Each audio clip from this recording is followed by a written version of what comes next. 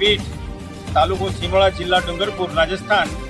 હું માલપુર તાલુકામાં રીંછવાડ ગામમાં દરજી મેહુલભાઈ જયંતિભાઈના ફાધરનું સ્વર્ગવાસ થયું હતું. ત્યારે હું લોકાચાર કરવા હું અને મારો ભાઈ અને મારા કુટુંબજનો બધા આવેલા હતા.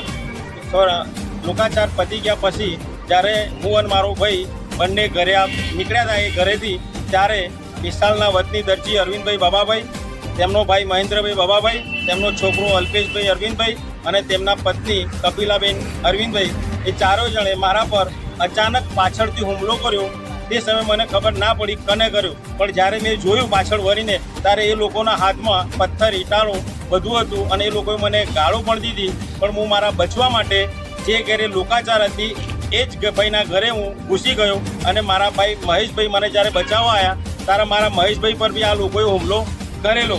અને એ લોકોએ જતાં જતાં મને એવી ધમકી પણ આપી છે કે આજ પછી અહીં કંઈ દેખાયા તો તમારા અમે હાથ પગ ભાગી નાખીશું અને તમારાથી જે થાય એ કરી લેજો અને હું બીજેપીનો નેતા છું, એવું અમને કહીને જતા રહ્યા અને હું પેલા ભાઈને ઘરે ઘૂસી ગયો હતો.